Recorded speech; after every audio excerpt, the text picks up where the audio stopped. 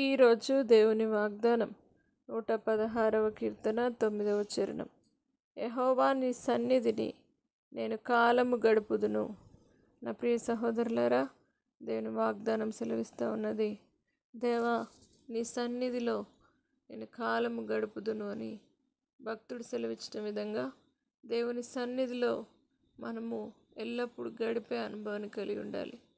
ఎల్లప్పుడూ దేవుని ఆవరణంలో జీవించాలని భక్తుడు సెలవిచ్చిన విధంగా, దావీదు సెలవిచ్చిన విధంగా, నీ ఆవరణంలో ఒక్క దినము గడుపుట 1000 దినముల కంటే శ్రేష్టము అని దేవుడు సెలవిస్తూ, నీ సన్నిధిలో సంపూర్ణ సంతోషం కలదని దేవుడు సెలవిస్తున్నాడు. కాబట్టి దేవుని సన్నిధిలో నేను కాలం గడుపుదును అన్న వాగ్దానముతో ప్రతి ఒక్కరు దేవుని సన్నిధానానికి రండి, దేవుని దీవెనలు పొందండి.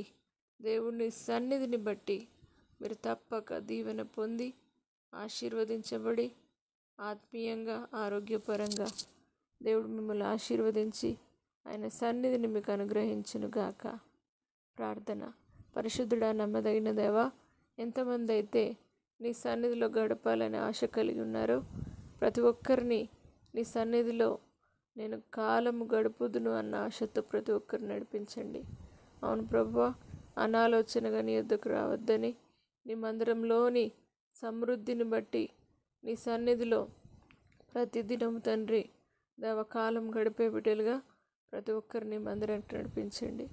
ఈ దినం ఎంతమంది అయితే నీ సన్నిధానానికి ఆశతో వస్తున్నారో ఆశగల ప్రాణులు తృప్తిపరిచి ఆత్మీయంగా ఆశీర్వదించి ఆరోగ్యపరంగా దీవించి ప్రతి విషయంలో నీ సన్నిధిలోని దీవెన చేత నింపుమని యేసు నామమును బట్టి వేడుకుంటున్నాం తండ్రి.